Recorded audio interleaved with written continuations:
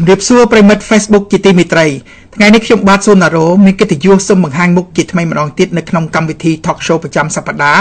ហើយនៅក្នុងសប្តាហ៍កន្លងមកយើងបានមើលឃើញព្រឹត្តិការណ៍ដែលលោកហៅនំហុងរដ្ឋមន្ត្រីក្រសួងការបរទេសរបស់ខ្មែរប្រហែលជាគាត់វង្វេងវង្វាន់ឬក៏គាត់មានបញ្ហានៃជំងឺមនុស្សចាស់ហើយក៏ដូចជាត្រូវរងសម្ពាធនៃការតិចទៀនយ៉ាងខ្លាំងក្លាជំវិញកិច្ចការព្រំដែនរបស់គាត់នោះអញ្ចឹងហើយគាត់បែរជាខឹងគោវាយកបីបាទគាត់ចេញកំណត់ទូតមួយយ៉ាងវាយប្រហារយ៉ាងចាស់ដៃទៅលើលោក William Todd ដែលជាឯកអគ្គរដ្ឋទូតសហរដ្ឋអាមេរិកប្រចាំនៅទីក្រុងភ្នំពេញដោយប្រើភាសាមិនការទូតតតែសោះគឺជាភាសាគាត់ប្រើពាក្យប្រហើនមានន័យថាគាត់ប្រមាថមើលងាយចំពោះអគ្គរដ្ឋទូតទោះបីជាគាត់ក្នុងនាមរដ្ឋមន្ត្រីការបរទេសគាត់ត្រូវតែចេះពិធីការហៅថា protocol ឲ្យបានច្បាស់លាស់ជាងនឹងអញ្ចឹងហើយលោកហៅនំហុងគាត់ធ្វើលិខិតព្រមានគាត់មិនដឹងថាឯកអគ្គរដ្ឋទូតសហរដ្ឋអាមេរិកលោកពុំមានកំហុសអ្វីទេលោកគ្រាន់តែដាស់តឿនរំលឹកឲ្យរដ្ឋាភិបាលកម្ពុជាឲ្យគោរពគោលការណ៍ប្រជាធិបតេយ្យអំពីការតាក់តែងនិងព្រៀងច្បាប់ដែលគ្រប់គ្រងអង្គការសង្គមស៊ីវិលដែលជាអង្គមួយដ៏សំខាន់ណាស់នៅក្នុងសង្គមប្រជាធិបតេយ្យពីព្រោះសង្គមប្រជាធិបតេយ្យវាទាមទារឲ្យមានអង្គការសង្គមស៊ីវិលមួយដ៏ខ្លាំងក្លាដែលមានប្រសិទ្ធភាពដើម្បីជួយក្នុងការត្រួតពិនិត្យក៏ដូចជាក្នុងការហៅថាស្វែងរកនៅចំណុចអសកម្មក្នុងសង្គមក៏ដូចជាធ្វើការដាស់តឿនក្រៅរំលឹកក៏ដូចជាជួយក្នុងកិច្ចការសង្គមនានាឲ្យមានប្រសិទ្ធភាពព្រោះសង្គមខ្មែរយើងដឹងហើយជាសង្គមមួយដែលអតីតកុម្មុយនីសហើយឥឡូវនេះក៏គ្រប់គ្រងបែបកុម្មុយនីសទៀតចឹងហើយប្រព័ន្ធសារព័ត៌មានពុំមានប្រសិទ្ធភាពខ្ពស់ទេពីព្រោះភាគច្រើននៅក្រោមការគ្រប់គ្រងរបស់លោកហ៊ុនសែនចឹងហើយសេចក្តីសង្ឃឹមមានច្រើនណាស់ទៅលើតែអង្គការសង្គមស៊ីវិលហើយយើងឃើញហើយការឆ្លុះបញ្ចាំងជាក់ស្ដែងនៃអំពើអវិជ្ជមានក្នុងសង្គមនានាគឺភាគច្រើនចេញមកពីអង្គការសង្គមស៊ីវិលជាពិសេសសកម្មជាងគេគឺអង្គការសិទ្ធិមនុស្សអង្គការថាដើម្បីការពារសេរីភាពសារព័ត៌មាននានាហ្នឹងអញ្ចឹងយើងត្រូវយល់ថាការដែលលោកអគ្គរដ្ឋទូតសហរដ្ឋអាមេរិកក្នុងការជួយរំលឹកឲ្យរដ្ឋាភិបាលកម្ពុជាដើម្បីធ្វើកិច្ចការតាក់តែងច្បាប់យ៉ាងណាកុំឲ្យមានជន់ឈ្លីបំបិទសេរីភាពរបស់អង្គការសង្គមស៊ីវិលក៏ដូចជា NGO នានានេះគឺជាអំពើមួយដ៏ល្អប្រពៃដែលស្របច្បាប់បាទពីព្រោះថាវាជួយឲ្យសង្គមខ្មែរយើងមានការប្រុងប្រយ័ត្នដើម្បីកុំឲ្យតាក់តែងពីព្រោះយើងដឹងហើយរបៀបគ្រប់គ្រងបែបកុម្មុយនីសយើងដឹងតែច្បាប់ទៅសង្គមណាក៏មានដែរគាត់និយាយថាច្បាប់សង្គមណាក៏មានវាត្រឹមច្រើនជាងសង្គមកុម្មុយនីសផងក៏ប៉ុន្តែវាខុសគ្នាចរិតតែប៉ុណ្្នឹងទេចរិតនៃច្បាប់ខ្ញុំសូមរំលឹកម្ដងទៀតចរិតនៃច្បាប់នៃប្រទេសសេរីគឺដើម្បីធ្វើច្បាប់ដើម្បីសម្រួលសេរីភាពឧទាហរណ៍ដូចចរាចរណ៍ចាំមានឡានមានរថយន្តច្រើនណាស់អញ្ចឹងដើម្បីឲ្យឡានរថយន្តធ្វើដំណើរកុំឲ្យប៉ះពាល់គ្នាកុំឲ្យបុកគ្នាគេធ្វើច្បាប់ដើម្បីសម្រួលចរាចរណ៍នឹងឲ្យដើរឲ្យស្រួលដូចនៅសហរដ្ឋអាមេរិកមានរថយន្តរាប់រយលានក៏ប៉ុន្តែបើកលបឿនរាប់គេហៅថាបើកលបឿនគិតពីលបឿនខ្មែរវិញរហូតដល់120 130គីឡូក្នុង1ម៉ោងប៉ុន្តែឡានរាប់លានមិនដែលបុកគ្នាងាយទេបាទលើកលែងតែករណីកម្រណាបាទមានគ្រោះថ្នាក់អញ្ចឹងគេសម្រួលចរាចរណ៍អញ្ចឹងសេរីភាពក៏ដូចគ្នាដែរត្រូវការសម្រួលហើយច្បាប់នៃប្រទេសសេរីគឺគេសម្រួលសេរីភាពនឹងឲ្យដើរឲ្យស្រួលដើម្បីកុំឲ្យប៉ះពាល់គ្នាធ្វើយ៉ាងណាឲ្យអ្នកណាក៏មានសេរីភាពឲ្យបានគ្រប់គ្រាន់ចំណែកពួកកុម្មុយនីសគេធ្វើច្បាប់ដែរតែច្បាប់របស់គេគឺដើម្បីកំហិតឬក៏គេបំបត្តិសេរីភាពតែម្ដងអញ្ចឹងហើយលោក William Todd ដែលជាអគ្គរដ្ឋទូតអាមេរិកនេះបារម្ភថាយើងធ្វើច្បាប់គ្រប់គ្រងអង្គការសង្គមស៊ីវិលនេះបែរជាយើងកាត់បន្ថយសេរីភាពឬក៏យើងលុបបំបាត់សេរីភាពតែម្ដងយើងចងដៃចងជើងអង្គការឬក៏ដូចជាបំបិទមាត់សារព័ត៌មាននានាដើម្បីកុំឲ្យអាចតិទៀនបានតទៅទៀតអញ្ចឹងហើយជាសកម្មភាពមួយដាស់តឿនដ៏ល្អប្រពៃបែរជាលោកហៅនំហុងវង្វេងវង្វាន់ ក្នុងន័យជារដ្ឋមន្ត្រីក្រសួងការបរទេសបែរជាប្រើភាសាគ្មានការទូតតតិសាសដើម្បីធ្វើជាមួយនឹងប្រទេសជាមិត្តដែលជាមហាអំណាចមួយចឹងហើយជាថ្មីម្ដងទៀតខ្ញុំសូមអំពាវនាវឲ្យលោកហៅដំហងចុះចេញពីតំណែងទៅគេមានចង់អ្នកណាចង់ឃើញមុខលោកតទៅទៀតទេលោកកុំថាលោកមានស្នាដៃអីច្រើនលោកមានស្នាដៃច្រើនយើងទុកស្នាដៃខ្លះទៅចុះទីវាឥឡូវទៅបើលោកបន្តធ្វើកំណាយគេស្អប់ខ្ពើមរូបលោកតែប៉ុណ្ណោះទេចឹងហើយខ្ញុំសូមឲ្យហើយបើសិនជាលោកហ៊ុនសែនរកបេក្ខជនរដ្ឋមន្ត្រីការបរទេសណាមិនបានទេខ្ញុំសូម suggestion មួយទៀតចុះសូមស្នើមួយទៀតចុះណាដូចលោកស្រីតម្រង់គ្មាននៅខ្ញុំអាចនិយាយបានថានៅខុទ្ទកាល័យរបស់លោកនាយករដ្ឋមន្ត្រីហ៊ុនសែនគ្មានមនុស្សណាល្អជាងស្រីតម្រង់នឹងជាមនុស្សការទូតចំតួជាមនុស្ស professional ធ្វើការដោយគ្មានគិតកំពីរឿងបកពួកបញ្ហាគ្រួសារនិយមឬក៏គិតអំពីបញ្ហា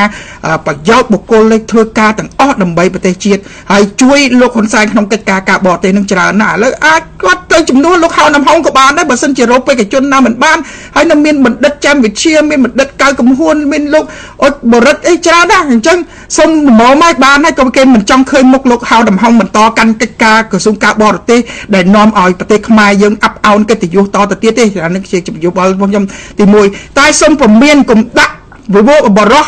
ដោយប្រាក់សុខុននេះមានមហិច្ឆតាធំណាស់ចង់តោងទាមជាតំណែងរដ្ឋមន្ត្រីការបរទេសនៃសម្រាប់មនុស្សដែលពុះពលបកពួកគ្រួសារនិយមមហាសែនពុកកលួយដោយប្រាក់សុខុននេះបើទៅកាន់ក្រសួងការបរទេសអាលីក្រសួងការបរទេសពីព្រោះឥឡូវគ្រាន់តែគាត់កាន់ក្រសួងទូរគមនាគមន៍នេះឥឡូវចាប់ដើមគាត់ចេញកលាសាររបស់គាត់ហើយបងប្អូនដែលយុវជននៅតាម Facebook បងប្អូនប្រឹងប្រយ័ត្នបរិះប្រាក់សុខុនដែលជារដ្ឋមន្ត្រីក្រសួងទូរគមនាគមន៍នេះកំពុងតែរៀបចំតាក់តែងច្បាប់ហៅច្បាប់មួយដែលគេហៅថាច្បាប់ពាក្យគេភាសាល្អណាស់គេថាប្រឆាំងអក្រិតកម្មតាមបច្ចេកវិទ្យាគមនាគមន៍និងព័ត៌មានតែធៀបពិតមនុស្សដែលខលខូចដោយប្រាក់សុខុនកំពុងតែតាក់តែងច្បាប់ដើម្បីបំបិទសេរីភាពសារព័ត៌មាននៅតាមប្រព័ន្ធអនឡាញក៏ដូចជាប្រព័ន្ធ Facebook តែម្ដងអញ្ចឹងហើយឥឡូវគេកំពុងតែតាក់តែងច្បាប់ហើយសូមឲ្យយុវជនទាំងអស់សកម្មជនទាំងអស់តាមប្រព័ន្ធ Facebook តាមដានមើលសកម្មភាពរបស់មនុស្សទុច្ចរិតប្រាក់សុខុននេះកំពុងតែតាក់តែងច្បាប់ដើម្បីចាប់អ្នកដែលបញ្ចេញសេរីភាពសារព័ត៌មានចេញសេរីភាពនៃការនិយាយនៅលើប្រព័ន្ធ Facebook នេះហើយយើងត្រូវសូមប្រមានទុកឲ្យហើយថារដ្ឋមន្ត្រីប្រាក់សុខុនដែលជាជនធ្លាប់បំផ្លាញជាតិនេះប្រសិនជាចេញច្បាប់មកដែលបំបិទសេរីភាពនៃ Facebook ដែលចាប់កំហុសអ្នក Facebook ឬក៏ធ្វើបាបអ្នក Facebook គឺលោកនឹងក្លាយទៅជាបរោះជាសត្រូវទី1របស់ប្រព័ន្ធ Facebook តែម្ដងហើយអញ្ចឹងហើយលោកប្រាក់សុខុនត្រូវតែទទួលខុសត្រូវហើយអញ្ចឹងហើយប្រព័ន្ធ Facebook មិនអនុគ្រោះជាដាច់ខាតបើសិនជាការតាក់តែងច្បាប់ណាមួយដែលចេញមកដើម្បីបំបិទសេរីភាពឬក៏គេហៅថាបិទមាត់របស់មនុស្សដែលមិនឲ្យនិយាយនោះគឺថាមិនអាចទទួលយកបានទេអញ្ចឹងហើយប្រាក់សុខុនត្រូវតែប្រុងប្រយ័ត្នហើយកុំមើលងាយសាធារណមតិឲ្យសោះហើយអញ្ចឹងហើយប្រយ័ត្នថាប្រព័ន្ធ Facebook ទាំងអស់គ្នានាំគ្នាទៅវាយទៅលើលោកគឺថាលោកត្រឹមមិនបានទេខ្ញុំប្រាប់ហើយចឹងហើយអានឹងលោកប្រាក់សុខុនហើយចំណែកប្រពន្ធគាត់អញ្ចឹងទៅទៀតហើយល្បីល្បាញចេញមកគឺថាខេងសំវតាណាដែលឡើងតាមជើងខោរបស់ប្រាក់សុខុននឹងឯងពីមុនពេលសំវតាមិនតែមានធ្វើការអីច្បាស់លាស់ទេស្រាប់តែចូលក្រសួងកិច្ចការនារីព្រាមផ្លោះឡើងរដ្ឋមន្ត្រីរដ្ឋលេខាធិការតែម្ដងហើយបើសិនជាអាណត្តិនេះប្រាក់សុខុនមិនទៅធ្វើរដ្ឋមន្ត្រីទេខេងសំវតារុញឡើងរហូតដល់រដ្ឋមន្ត្រីពីព្រោះថាมันអាចមានប្តីប្រពន្ធធ្វើក្រសួងមួយរដ្ឋមន្ត្រីហើយក្រសួងមួយទៀតរដ្ឋមន្ត្រីមិនអញ្ចឹងសុកចិត្តសងំធ្វើរដ្ឋលេខាធិការតែរដ្ឋលេខាធិការដែលអាងអំណាចនាយករដ្ឋមន្ត្រីអាងអំណាចប្តីអាងអំណាចប៊ុនរ៉ានីហ៊ុនសែនធ្វើទុកបុកម្នេញមន្ត្រីរាជការនៅក្នុងក្រសួងកិច្ចការនារីយកតែមែនទែនអញ្ចឹងហើយខេងសំវតានេះគឺជាដកលមួយដែលថាចាក់រុកនៅក្នុងផ្ទៃក្នុងរបស់ក្រសួងកិច្ចការនារីនេះសម្បើមណាហើយលោកនាយករដ្ឋមន្ត្រីខ្ញុំក៏ឆ្ងល់ដែរគាត់តែងតាំងរដ្ឋមន្ត្រីលោកជំទាវអឹងគាត់ថាផាវីតែងតាំងរដ្ឋមន្ត្រីវាទៅទុកអំណាចទៅឲ្យរដ្ឋលេខាធិការធ្វើព្យុះទៅភ្លៀងនៅក្នុងក្រសួងនឹងស្រាញ់ចិត្តអញ្ចឹងរដ្ឋមន្ត្រីទៅជា ក្រមអាវ៉ាត់របស់រដ្ឋលេខាធិការតើវាសមមុខហ៎វាមិនសមទៅសោះពីព្រោះរដ្ឋនឹងមុខនាយករដ្ឋមន្ត្រីហើយទទួលខុសត្រូវទាំងអស់នៅលើផ្នែកកិច្ចការរបស់ក្រសួងសម័យខ្លួនក៏បែរជារដ្ឋលេខាធិការនេះគឺតតអាងអំណាចដែលប្តីធ្វើជុះធ្វើភ្លៀងក្នុងអាណត្តិមុននឹងគាត់តាក់ទងជាមួយអភិបាលខេត្តនានាដើម្បីតែងតាំងមនុស្សរបស់គាត់ស្រាំងចិត្តរហូតដល់ប្រជុំចុងក្រោយនេះទៅតាមព័ត៌មានបានដឹងគឺថាប្រជុំដើម្បីតែងតាំងមនុស្សរបស់ខេងសំវតាដែលដាក់ស្នើឡើងហើយមនុស្សពេញសម្បដានេះរហូតដល់ធ្វើជំទាវអង្គសង្ឃាបាវីទ្រាំមិនបានក៏ដើរចេញពីអង្គប្រជុំតែម្ដងនេះគឺជាក្តីអាម៉ាស់ណាក្រសួងមួយដែលរដ្ឋលេខាធិការបែរជាមានអំណាចធ្វើទុកបុកម្នេញហើយកាន់លុយកាន់កាក់ចាយវាយរំលងរដ្ឋមន្ត្រីរបៀបហ្នឹងគឺថាมันអាចទទួលយកបានអញ្ចឹងហើយបានខៅថាពិបាលមិនដឹងក្បាលកតុយកន្លែងណាទេបាទហើយរញ៉េរញ៉ៃពឹងតែនឹងឲ្យតអ្នកណាមានអំណាចគឺថាចិត្តតែប្រើអំណាចពីខាងក្រៅមកតែងតាំងតែនេះធ្វើជាទីប្រឹក្សានៅនោះធ្វើទីប្រឹក្សាថ្នាក់តូចជាប៉ុន្តែទីប្រឹក្សាឋានៈស្មាររដ្ឋលេខាធិការឬក៏រដ្ឋមន្ត្រីហើយក្នុងពេលខ្លួនអនុឧទាហរណ៍ខ្លួនអនុប្រធាននាយកដ្ឋានឬក៏ប្រធាននាយកដ្ឋានតែទីប្រឹក្សារបស់លោកនេះលោកនោះមានឋានៈស្មាររដ្ឋលេខាធិការអញ្ចឹងប្រធាននាយកដ្ឋានហ្នឹងចំធំជាងអគ្គនាយករងឬក៏អគ្គនាយកនៅក្នុងក្រសួងតែអញ្ចឹងនិយាយគ្នាពិបាកស្ដាប់មែនតើចឹងជាប្រព័ន្ធចបោកចបល់គឺថាមិនដឹងក្បាលកតុយអីហើយបាយបិណ្ឌជាបាយបាតអញ្ចឹងរដ្ឋាភិបាលដែលហ៊ុនសែនបច្ចុប្បន្ននេះចឹងលោកហ៊ុនសែនបើមិនរៀបរយស្ថានភាពទាំងអស់នឹងទេនឹងធ្វើឲ្យមន្ត្រីរាជការនឹងមានការចូលច្បល់គ្រប់ក្រសួងទាំងអស់ឥឡូវខ្ញុំងើច្រើនក្រសួងគេចាប់ដើមផ្ញើឯកសារឲ្យខ្ញុំម្ដងដែរនៅក្រសួងសុខាភិបាលក៏មានក្រសួងសង្គមកិច្ចក៏មានក្រសួងឧស្សាហកម្មក៏មានក្រសួងធម្មពលក៏មាននឹងបណ្ដាក្រសួងដទៃកសិកម្មអីហ្នឹងក៏មកទៀតចឹងហើយខ្ញុំថាខ្ញុំនឹងមានពេលវេលាដើម្បីខ្ញុំធ្វើការបកអាក្រាតចំពោះនឹងអង្គើខុសច្បាប់របស់មន្ត្រីទាំងឡាយណាដែលខលខូចធ្វើអាងអំណាចថ្នាក់លើដើម្បីធ្វើបាបថ្នាក់ក្រោម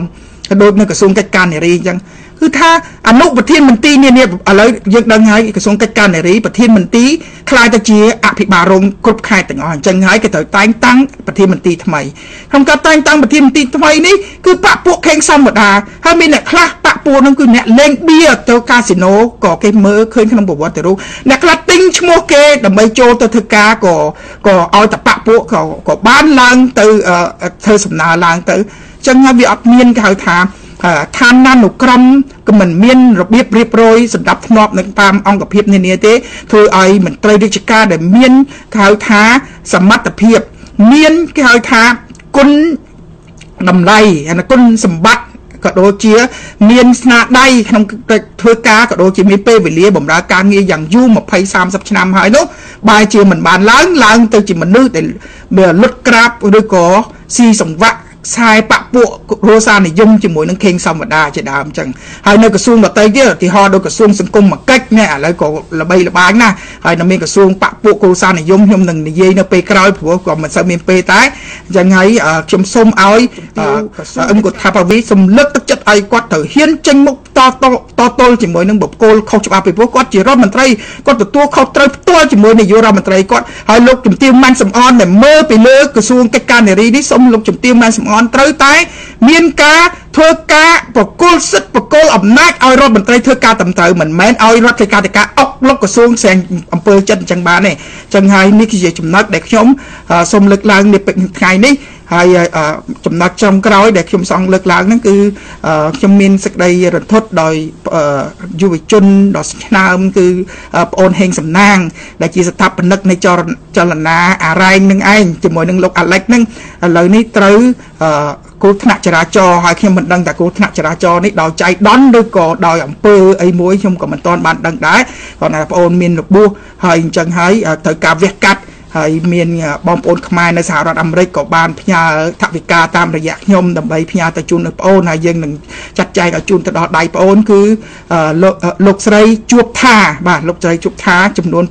$200ហើយមានបងស្រីម្នាក់ទៀតក៏គាត់អត់ចង់ចាញ់ឈ្មោះទេគឺជួយ$100អញ្ចឹងទាំងអស់វា$300អញ្ចឹងផ្ញើទៅឲ្យប្អូនហេងសំណាងហើយជូនពរឲ្យប្អូនឆាប់ជាសះស្បើយដើម្បីបន្តសកម្មភាពព្រោះឥឡូវនេះប្អូនធ្វើសកម្មភាពល្អណាស់ក្រៅពីអារ៉ែងនេះបងប្អូនចាប់ដើមវាយលុកទៅលើហៅថា ទំនប់ទឹកដនសហុងនៅប្រទេសឡាវនៅប្រទេសលាវទំនប់ទឹកដនសហុងនេះបើសិនជាគេធ្វើទំនប់ទឹកកាត់ទៅតឹងនៅទន្លេមេគង្គគឺថាទឹកនៅប្រទេសយើងហូរមកប្រទេសយើងខ្សោយត្រីក៏ហូរមកតិចហើយដូចហើយប៉ះពាល់បរិស្ថានធ្ងន់ធ្ងរហើយធ្ងន់ធ្ងរជាងគេគឺសត្វផ្សោតដែលនៅខេត្តកោះចេះនេះឯងចឹងហើយបងកំពុងតែធ្វើចលនានេះគឺថាវាត្រឹមត្រូវណាស់ជាមួយនឹងប្រព័ន្ធគេហៅថាការការពារនៃបរិស្ថានរបស់ប្រទេសកម្ពុជាផងក៏ដូចជាក្នុងតំបន់ផងក៏ដែលគេមានការប្រឆាំងច្រើនណាស់ចំពោះនឹងទំនប់ទឹកដនសហុងនេះចឹងជូនពរឲ្យបងអូនហេងសំណាងមានសុខភាពល្អហើយបន្តធ្វើសកម្មភាពបន្តទៅទៀតហើយខ្ញុំក៏អំពាវនាវឲ្យលោកអាឡិចពីព្រោះលោកអាឡិចគាត់បានចេញមកសហរដ្ឋអាមេរិកក៏ដូចជានៅប្រទេសកាណាដាគឺគាត់បានប្រមូលបានថវិកាច្រើនណាស់ជាច្រើនមែនទែនហើយលោកបានសន្យាថានឹងយកទៅជួយបងប្អូននៅក្នុងសកម្មភាពដើម្បីការពារបរិស្ថាននៅប្រទេសកម្ពុជាអញ្ចឹងហើយឥឡូវនេះបងអូនហេងសំណាងដែលជាស្ថាបនិកដែលជាបង្កើតចលនាអារ៉ែងជាមួយនឹងលោកអាឡិចនេះកំពុងមានរបួសអញ្ចឹងសូមឲ្យលោកអាឡិចជួយរំលែកថវិកាដែលលោកទៅរកបានជាច្រើនម៉ឺនដុល្លារហ្នឹងសូមជួយឧបត្ថម្ភដល់បងអូនហេងសំណាងផងដើម្បីធ្វើយ៉ាងណាឲ្យចលនានៃការការពារបរិស្ថាននៅប្រទេសកម្ពុជាយើងកាន់តែល្អប្រសើរឡើងបាទសូមអរគុណនិងសូមគោរពជម្រាបលាបាទព្រលឹងរបស់ជាតិជាព្រលឹងរបស់ជាតិប៉ុន្តែហេតុអីបានជាចាំបាច់ឲ្យអង្គរវត្តទៅក្រុមហ៊ុនឯកជនមួយគ្រប់គ្រងយ៉ាងហេតុអីបានជាយើងនៅបន្តឲ្យព្រលឹងជាតិត្រូវបានក្រុមហ៊ុនឯកជនមួយហើយអាចថាគាត់មិនមែនជាជនជាតិខ្មែរ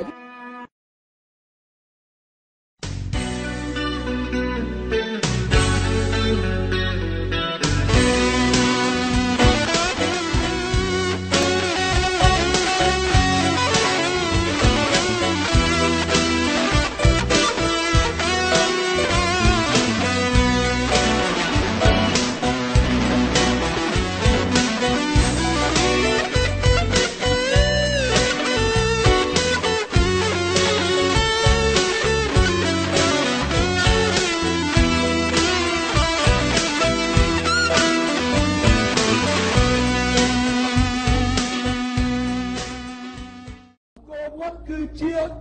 ព្រលឹងរបស់ជាតិជាព្រលឹងរបស់ជាតិប៉ុន្តែហេតុអីបានជាចាំបាច់ឲ្យអង្គរវត្តទៅក្រុមហ៊ុនឯកជនមួយគ្រប់គ្រងយ៉ាងហេតុអីបានជាយើងនៅបន្តក្រុមហ៊ុនឯកជនមួយហើយអាចថាគាត់មិនមែនជាជនជាតិខ្មែរ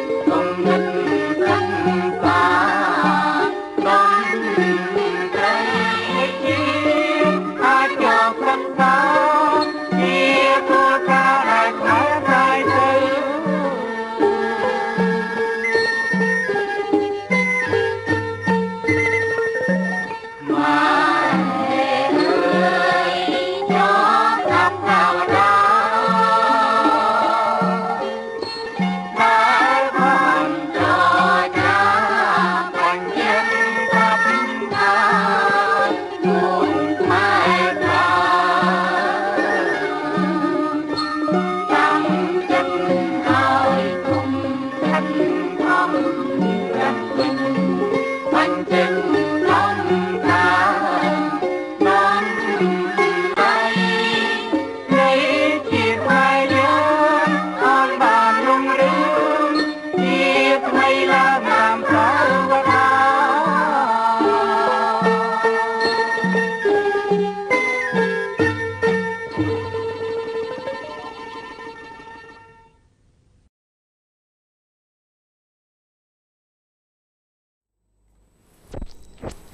សូមគ្រប់ប្រិយមិត្តទូទស្សនិកជនយើងខ្ញុំសូមអនុញ្ញាតជម្រាបជូនរឿងរ៉ាវសំខាន់បន្តទៅទៀតនៅវេលាព្រឹកថ្ងៃ10កើតខែចេសឆ្នាំមមែសព្ទស័កពុទ្ធសករាជ2559ត្រូវនឹងថ្ងៃពុធបាទទី27ខែឧសភាគ្រិស្តសករាជ2015សូមអនុញ្ញាតបកគោព្រះជូនលោកសង្ឃបន្តជម្រាបជូនមេតិកាជាមុនសិនបាទមេតិកាព័ត៌មានសំខាន់នៅព្រឹកនេះរួមមានកម្មករអរទេសដែលធ្វើបាតកម្មកាលពីម្សិលមិញពេញមួយថ្ងៃនឹងត្រូវបានអាជ្ញាធរឲ្យដឹងថាបាននាំឲ្យខាតបង់ចំណូលនោះជាង1000លានរៀលបាទតើយ៉ាងម៉េចដែរឥឡូវនេះគឺថាចូលដល់រឿងមួយទៀតគឺអ្នកភូមិត្រពាំងព្រីងទាមទារយុត្តិធម៌ជនរងគ្រោះព្រោះគេចោទថាលួចមាន់នៅក្នុងខេត្តត្បូងឃ្មុំបាទហើយមួយរឿងទៀតដែរគឺករណីបើកសវនាការជំនុំជម្រះរឿងឃាតកម្មកូនម្ចាស់ហាងនំប៉័ងហេងជើងអាហ្នឹងយូរហើយបាទទើបបើកសវនាការបន្តទៀតហើយមួយរឿងទៀតពាក់ព័ន្ធទៅនឹងការចោទប្រកាន់របស់តុលាការខេត្តកំពង់ចាមចំពោះបងប្អូនប្រជាពលរដ្ឋ8គ្រួសារនៅក្នុងភូមិលេខ1ឃុំចំការអណ្ដូងខេត្តកំពង់ចាមរឿងថាលួចស្វាយចន្ទីនោះគឺថាភាគីម្ចាស់បណ្ដឹងមកបកស្រាយថាតើបកស្រាយរបៀបម៉េចខ្លះបាទនៅមានព័ត៌មានជាច្រើនទៀតដែលយើងខ្ញុំនឹងជម្រាបជូនឲ្យលោកអ្នកជាបន្តបន្ទាប់ឥឡូវនេះជូនវិរៈទៅលោកបុត្រាអត្ថាធិប្បាយអំពីរឿងបងប្អូនដែលធ្វើ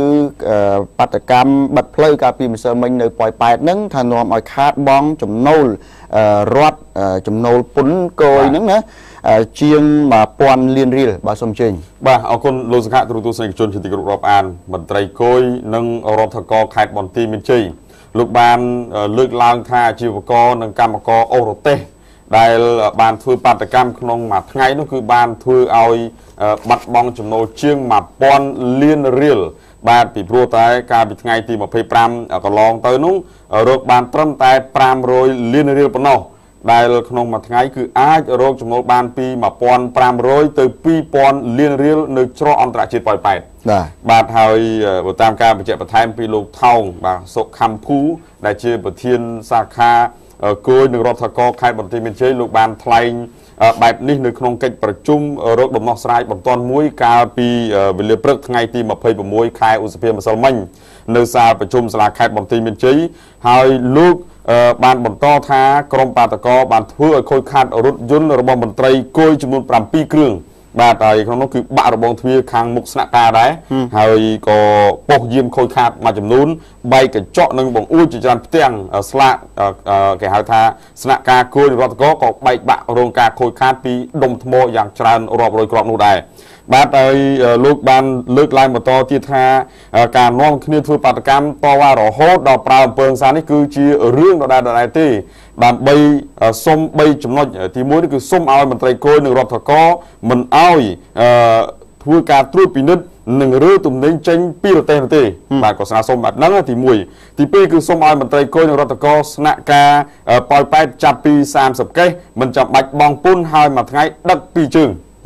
បាទហើយទី3ចុងក្រោយនោះគឺអាជីវករលោកសុំបង់ពន្ធ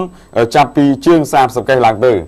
បាទហើយអាយដាមគូសុំសិរិទ្ធអភិបាលខេត្តបន្ទាយមានជ័យអាដាមបានថ្លែងថាអាជីវករនិងកម្មករដែលសុំក៏ដូចជាការតវ៉ាសុំមិនបង់ពន្ធទំនិញចាប់ពី30កេសនោះគឺវាគ្មានច្បាប់ណាមិនអនុញ្ញាតឲ្យបង់ពន្ធនោះទេពីព្រោះថាការរកស៊ីត្រូវតែបង់បាទពន្ធចូលរដ្ឋរកចំណូលនោះបើប្រាក់ខែឲ្យមន្ត្រីរាជការនិងកងកម្លាំងដើម្បីជំនាញទាំងនោះហើយតើបើសិនជាមិនបង់ថាតើបានប្រាក់ខែណាដើម្បីបង់ឲ្យមន្ត្រីគយឬក៏មន្ត្រីរាជការផ្សេងបាទលោកលើកឡើងបែបហ្នឹងហើយនៅច្រកអន្តរជាតិប៉ោយប៉ែត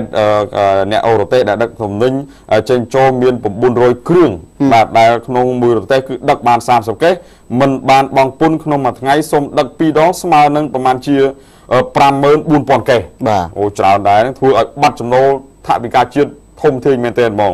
អារម្មណ៍បញ្ជាក់ថាការធ្វើបាតកម្មឈានដល់អំពើហិង្សានេះហើយបំផ្លាញទ្រព្យសម្បត្តិរដ្ឋស្នាក់ការគយនិងរដ្ឋកោប៉ោយប៉ែតនិងបណ្ដាលឲ្យសន្តិសុខស្នាក់ការគយនិងរដ្ឋកោម្នាក់របួសធ្ងន់និងកម្មករម្នាក់ទៀតនឹងរបួសស្រាលគឺមានអ្នកគេហៅថាញុះញង់នៅពីក្រោយគ្រាថា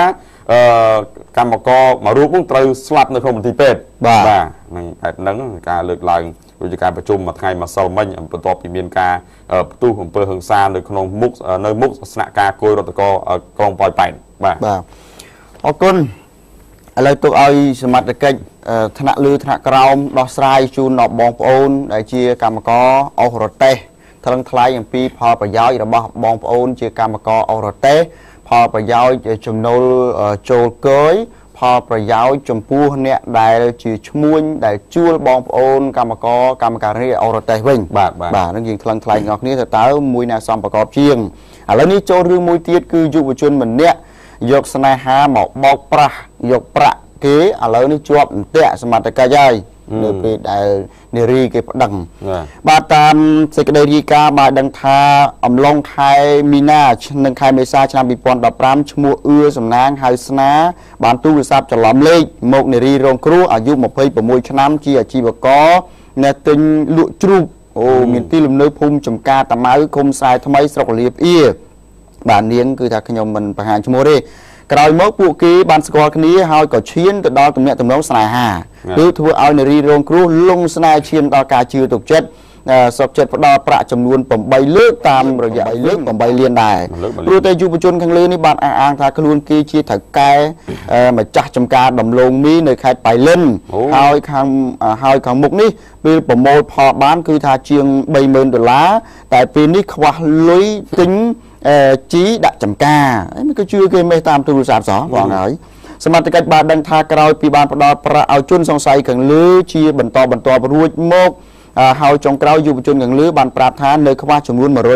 160,000រៀលទៀតណាឲ្យនាងជានារីរងគ្រោះនឹងផ្ញើតាមវិញឲ្យមកទៀតមកតែនាងបានប្រាប់ថាអត់មានប្រាក់ទេស្រាប់តែជនសង្ស័យខាងលើនេះបិទទូរស័ព្ទមិនព្រមទទួលទូរស័ព្ទនាងត្មងហើយបិទនាងទេទៅជាច្រើនលើកច្រើនសារណាទើបនារីរងគ្រោះដឹងថាចាញ់បោកយុវជនខាងលើហើយក៏បានយកដំណឹងនេះទៅប្រាប់ឪពុកមាពូណាឪពុកមាហ្នឹងពូអ៊ំបាទឲ្យជួយរកវិធីយកប្រាក់នោះត្រឡប់មកវិញយកតាណាឲ្យគេបាត់អស់លេងហើយចាំមើលពូមានវិធីអីពូបាទក្រោយមកឪពុកមាក៏បានប្រើបាយកលឲ្យក្មួយស្រីម្នាក់ទៀតបាទណែអាហ្នឹងគឺថា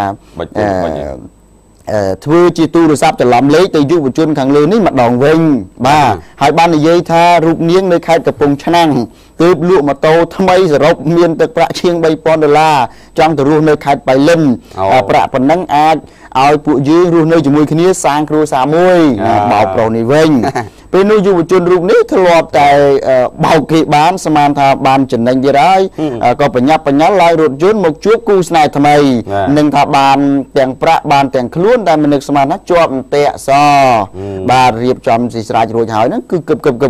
កម្លាំងសមាជិកក៏បើអីនេះចាប់គឹបនាំទៅស្នងការដ្ឋានដើម្បីកសាងសំណុំរឿងសួរចម្លើយបាទនៅចំពោះមុខសមត្ថកិច្ចនគរបាលខេត្តជនសង្ស័យខាងលើនេះបានសារភាពថារូបគេពិតជាមានទំនាក់ទំនងស្នេហាជាមួយនារីរងគ្រោះមែននិងបានឲ្យនាងវេប្រាក់តាមវិញជាច្រើនលើកសរុបចំនួន8លានហើយក្នុងមួយលើករូបគេបានយកប្រាក់ទៅចាយវាយផឹកស៊ីជាមួយមិត្តភ័ក្តិអស់លីងជនរូបនេះត្រូវសមត្ថកិច្ចនគរបាលព្រំទាន់កម្រិតធ្ងន់ខេត្តកសាងសំណុំរឿងបញ្ជូនទៅតុលាការតាមច្បាប់កាលពីព្រឹកថ្ងៃទី26ខែឧសភាឆ្នាំ2015ដើម្បីផ្ដន់ទាទោសតាមច្បាប់តាមទម្លាប់បទល្មើសឆបោកបាទក្រមព្រំទាន់ឆ្នាំ2009 3ទៅ5ឆ្នាំដែរយ៉ាងខ្សោយបំផុតណាកូនបាទបើបានលុយទៅបើកមុខរបរវាដូចមិនសូវខាតបើកបានលុយស៊ីសញីអូនបងអស់លីងហើយចុងក្រោយអាធ្លាប់បោកគេថាបញ្ញាមកចាញ់បោកគេអាដែលអាហ្នឹងមិនថាអន់មែនអាហ្នឹងពាក្យចាស់ថាឈាមស្រែកស្បែកហៅបាទអានោះវាអញ្ចឹងគឺថាចុកកុកអីគេថាតែភ្លេចជុំមកភ្លេចកុកទេកុកភ្លេចជុំហ្នឹងមិនជុំភ្លេចកុកទៅកំពុងនៅបាទកុំរស់ស៊ីរបៀបនេះឥឡូវអរគុណណាជូនទៅលោកបត្រាបន្តចុះបាទសម្រាប់រឿងបន្តប្រជាពលរដ្ឋនៅភូមិតាពាំងព្រីងក្នុងខេត្តត្បូងឃ្មុំទាមទាររោគយុទ្ធធរជូនជនរងគ្រោះពីបទថាគេចោលលួចមន់គេចោលលួចមន់អ្នកភូមិតាពាំងព្រីងនិងក្រុមគ្រួសាររងគ្រោះស្នើឲ្យសាលាដំបងខេត្តកំពង់ចាមនៅកំពង់ចាមវិញត្បូងឃ្មុំគេមិនទាន់កាត់បាទតែយូរហើយរឿងហ្នឹងបើការស៊ើបអង្កេតឲ្យបានច្បាស់លាស់ផងទៅលើការចេញដីកាបង្គាប់ឲ្យចូលខ្លួនលេខ 1409របស់ចៅក្រមស៊ើបសួរគង់ច័ន្ទខេមរិនបាទចុះ2014ហើយផ្ដល់សិទ្ធិឲ្យខាងភាគីរងគ្រោះមានលទ្ធភាពផ្ដល់សាក្សីដើម្បីបំភ្លឺក្នុងរឿងនេះផងពីព្រោះថាដោយការយោងនេះទៅតាមភាគីដើមបណ្ដឹងតែប៉ុណ្ណោះបាទហើយជនរងគ្រោះឈ្មោះអឹមសុខាបាទអាយុ50ឆ្នាំរស់នៅក្នុងភូមិឃុំខាងលើលោកបានបញ្ជាក់ថាគាត់មិនបានលួចមាន់ដោយការចោទប្រកាន់របស់ភាគីដើមចោទងីប៉ូលីសនោះទេបាទហើយពលរដ្ឋក៏ស្តៀងគ្នានឹងដែរគាត់អះអាងថាលោកអឹមសុខាជាប្រជាពលរដ្ឋស្លូតត្រង់ត្រឹមត្រូវម្នាក់មិនចេះឬក៏មិនសូវនិយាយច្រើនទេមិនចេះលួចសូម្បីតែសัตว์ក៏មិនហ៊ានសម្លាប់ដែរបាទហើយ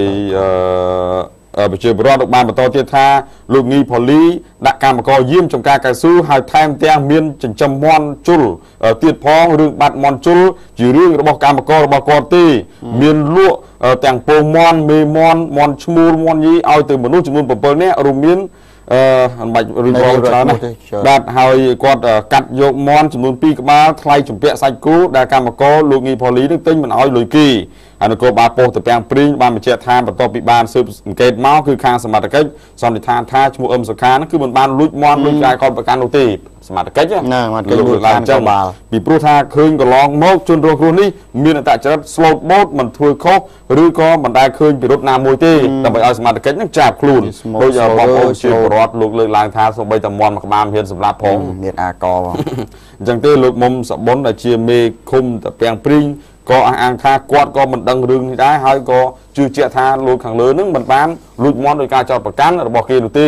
ហើយសប្តាហ៍ថ្ងៃគឺស្នើដល់សាលាដំបងខេត្តកំពង់ចាមបាទឥឡូវគេចេញនីការកោះឲ្យទៅបំភ្លឺបាទហើយបងប្អូនដូចថាមិនចង់ទៅទេហើយទៅគេចៅឃុំជុំវាបាក់ចឹងឥឡូវចេះរឿងតុលាការនៅមានរឿងច្រើនណាស់យើងមិននិយាយតែតុលាការខេត្តកំពង់ចាមទេហើយយើងក៏មិននិយាយតែចៅក្រមទាំងអស់ដែរចៅក្រមខ្លះគេល្អប្រសើររបស់គេគេគោរពច្បាប់ត្រឹមត្រូវរបស់គេណាពីព្រោះជាទម្លាប់រឿយមកឲ្យតែកោះហៅគេទៅសួរចម្លើយក៏ដល់ចាប់គេឃុំបណ្ដោយអញ្ចឹងចង់ទៅជាន់តុលាការបើយើងកោះហៅគេទៅដល់សួរចម្លើយគេឲ្យបានត្រឹមត្រូវហើយត្រឡប់ឲ្យគេត្រឡប់មកផ្ទះសិនមកយើងមើលចម្លើយគេហើយនឹងសាកសីនឹងភ័ស្តុតាងផ្សេងនោះវាអាចដាក់បន្ទុកធ្វើការចោទប្រកាន់គេបានដែរអត់ទេឃុំខ្លួនគេបានអត់ទេចាំយើងចេញនៃការឃុំខ្លួនក្រោយមកវិថីយើងទៅដល់គិតគឺចាប់ឃុំអត់មានស្រួលអីដល់ពេលចេញមកគេចាប់ដើមនិយាយតគ្នាពីមាត់មួយទៅមាត់មួយថាអូកុំទៅជាប់ឃុំហ្មងលេខកន្លែងខ្លះចែកក្រមខ្លះហៅគេទៅសាកសួរកោះចេញនៃការកោះហៅគេទៅសាកសួរដល់ពេលគេចូលខ្លួនទៅសាកសួរមិនមែនសាកសួរអារឿងដែលពាក់ព័ន្ធការចោទប្រកាន់ទេទៅគិតគូរអំពីរឿងនេះគេត្រូវការប៉ុណ្ណេះបើមិនត្រូវការមិនបានប៉ុណ្ណឹងទេគេឃុំហើយណាមានស្គាល់អ្នកណាគេអត់នឹងហ្នឹងបើស្គាល់គេទៅជួបគេទៅវាអញ្ចឹងវាមិនមែនសួរចម្លើយថាឥឡូវគេចោទប្រកាន់បងឯងចេះបងឯងពេលនោះនៅណាធ្វើអីទៅអីស្អីអត់អញ្ចឹងទៅដល់វាអញ្ចឹងបានជាប្រជាពលរដ្ឋនោះចេះតែមានអារម្មណ៍ថាតឡាការឲ្យតកោះហើយដល់ចាប់គេឃុំលេហ៊ានចង់មកគេត្រូវក៏មិនហ៊ានទៅដែរឥឡូវនេះវាពិបាកត្រង់នោះឥឡូវជូនតឡាការមួយរឿងទៀតខេត្តកណ្ដាលវិញម្ដងបាទសាលាដំបងខេត្តកណ្ដាលជាតឡាការគំរូមួយដែរបាទបើកសវនកម្មជំនុំជម្រះឃាតកម្មលើកូនម្ចាស់ហាងនំប៉័ងហេងជេងប្រមាណឆ្នាំមុននោះចែកក្រមនៃសាលាដំបងខេត្តកណ្ដាលកាលពីព្រឹកថ្ងៃទី26បានបើកសវនកម្មជំនុំជម្រះក្តីណែជនជាប់សង្ស័យចំនួន3នាក់ពាក់ព័ន្ធនឹងករណីឃាតកម្មលើកូនម្ចាស់ហាងនំប៉័ងហេងជេងនៅក្រុងតាខ្មៅបាទយោងតាមសារក្រមដែលចេញដោយចៅក្រមសាលាដំបងខេត្តកណ្ដាលបានឲ្យដឹងថាជនសង្ស័យទាំង3នាក់នោះឈ្មោះសេងចាន់នីអាយុ24ឆ្នាំចាប់ខ្លួនថ្ងៃទី24ខែកក្កដាឆ្នាំ2014ឈ្មោះអិនរស្មីអាយុ29ឆ្នាំចាប់ខ្លួនថ្ងៃទី15ខែសីហាឆ្នាំ2014និងចុងក្រោយឈ្មោះសេងសុកបាទអាយុ25ឆ្នាំសិទ្ធិយុវជនទាំងអស់ចាប់ខ្លួនថ្ងៃទី28ខែកក្កដាឆ្នាំ2014បាទជនទាំង3នាក់នេះត្រូវព្រះអាជ្ញាសាលាដំបងខេត្តចោទប្រកាន់ពីបទឃាតកម្មគិតទុកជាមុននិងការចាប់បង្ខាំងមនុស្សដោយខុសច្បាប់ដែលប្រព្រឹត្តកាលពីថ្ងៃទី17ខែកក្កដាឆ្នាំ2014នៅក្នុងភូមិលេខ1ឃុំស្វាយរលំស្រុកស្អាងខេត្តកណ្ដាលសាយប្រាការសួរដេញដោលអស់រយៈពេលជាច្រើនម៉ោងហើយទុកពេលឲ្យជនសង្ស័យនោះឆ្លើយដោះបន្ទុកមិនត្រូវបានប្រកាសសាលក្រមភ្លាមនោះទេដោយតុលាការលើកពេលប្រកាសសាលក្រមនៅថ្ងៃទី22ខែមិថុនាឆ្នាំ2015ខាងមុខនេះបាទអញ្ចឹងសហការីតាមរឿងនឹងមើលតើតុលាការប្រកាសថាម៉េច và hai con proរបស់លោកថាការហាងនំប៉័ងហេងជេងនៅក្រុងតាខ្មៅត្រូវបានខ្មាន់កំភ្លើងបាញ់សម្លាប់ក្នុងសំណុំរឿងចាប់ជំរិតទីប្រាក់កាលពីថ្ងៃទី19ខែកក្កដាឆ្នាំ2014ដែលសាកសពត្រូវបានគេប្លង់ចោលនៅក្នុងខេត្តកំពង់ស្ពឺនោះហើយប្រភពព័ត៌មានបានដឹងថាជនរងគ្រោះត្រូវបានគេចាប់ជំរិតទីប្រាក់ចំនួនជាង$10,000តាំងពីថ្ងៃទី17ខែកក្កដាឆ្នាំ2014ហើយទំនងជាចរចាដោះដូររឿងលុយរឿងកាក់រវាងក្រុមគ្រួសារនិងជនល្មើសមិនត្រូវរើគ្នាទើបជនល្មើសសម្រេចចុងក្រោយបាញ់សម្លាប់ទៅហ្មងបាទអញ្ចឹងជានីតិវិធីគឺតុលាការគេអាចប្រកាសភ្លាមសាលក្រមសម្រាប់នឹងឬក៏គេអាចលើកពេលទៅប្រកាសនៅពេលក្រោយក៏បានដែរអាស្រ័យលើពេលលើវេលារបស់គេអញ្ចឹងមិនខុសទេអញ្ចឹងយើងរងចាំមើលសេចក្តីសម្រេចរបស់តុលាការថាតើសម្រេចទៅតាមការចោទប្រកាន់របស់ព្រះអាជ្ញាពីបទឃាតកម្មគិតទុកជាមុននិងការចាប់បង្ខាំងមនុស្សដោយខុសច្បាប់ដែរឬក៏មានការប្រែប្រួលអរគុណជូនទៅលោកបុត្រាបន្តចុះអរគុណលោកសុខៈទូរទស្សនិកជនជាទីគោរពរាប់អានបន្តទៅការខេត្តបាត់ដំបងនិយាយពីមន្ទីរសុខាភិបាលខេត្តបាត់ដំបងបើកវគ្គបណ្តុះបណ្តាលដល់ក្រមមគ្គទេសក្នុងការផ្ដល់ជូនទៅដល់ការយល់ដឹងបន្ថែមទៀតដល់ក្រមគោលដៅកម្ពុជាស្ដីពីការទម្លាក់ព្រួនបាទតំណាងកម្មវិធីនៃមន្ទីរសុខាភិបាលខេត្តបាត់ដំបងមានប៉ៃលិនមានក្រុងស្រុកទាំង6នៃខេត្តបាត់ដំបងតំណាងឲ្យមជ្ឈមណ្ឌលជាតិប្រយុទ្ធនឹងជំងឺគ្រុនចាញ់ដែរហើយមាននាយកដ្ឋានពេទ្យការងារមជ្ឈមណ្ឌលជាតិគាំពៀមេដាននឹងទារកនាយកដ្ឋានវិភាសាភាពសិក្សាក៏ដូចជានាយកដ្ឋានឱសថនិងចំណីអាហារប្រមាណជា100នាក់ចូលរួមបើកកិច្ចប្រជុំអំពីមគ្គុទ្ទេសក៍ស្ដីពីការផ្ដល់ថ្នាំទម្លាក់ព្រួនដល់ក្រុមការងារគោលដៅកម្ពុជាលោកឱសថបណ្ឌិតរឿងប៊ុនរ៉េតដែលជាប្រធានមន្ទីរសុខាភិបាលខេត្តបាត់ដំបងថ្លែងថាគោលបំណងរួមរបស់រាជរដ្ឋាភិបាលក្នុងការចំណាយថវិកាសម្រាប់ការព្យាបាលសុខុមាលភាពសាធារណៈតាមរយៈថ្នាំគ្រាប់នេះគឺចែកជូនដើម្បីឲ្យព្យាបាលប៉ុន្តែ